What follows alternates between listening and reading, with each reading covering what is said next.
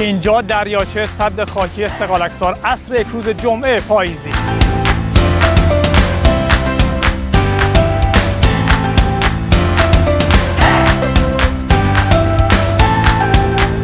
درود به همه شما گردش پلاسی های عزیز. اینجا منطقه جنوبی شهر رشت، جاده رشت به جیرده، روستایی است به نام سقالکسار که دریاچه بسیار زیبایی در اون هست که مشاهده می‌فرمایید.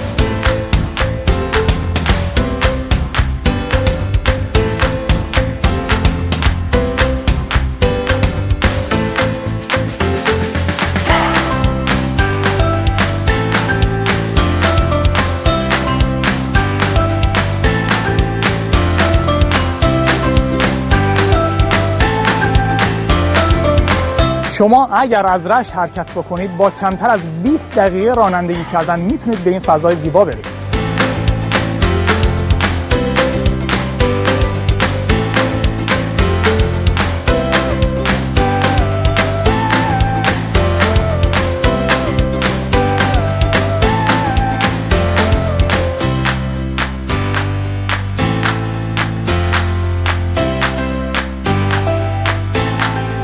گردش پلاسی های عزیز، یکی از بزرگترین حسن های اینجا این هست که جاده دسترسی بسیار راحت به غیر کوهستانی داره.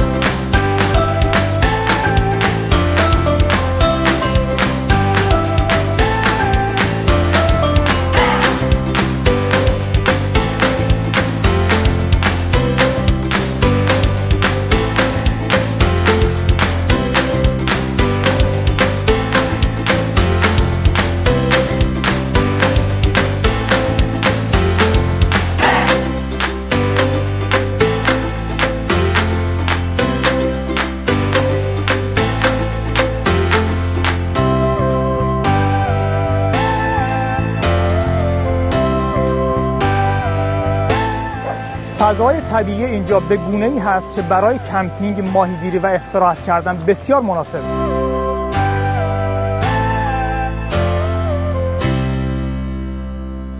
گردش پلاسی های عزیز، من محمد بزاز به همراه همکارم علی آتشی این گزارش رو برای شما تهیه کردیم. لایک و فالو یادتون نره. تا گزارش دیگر از گردش پلاس، بدرود.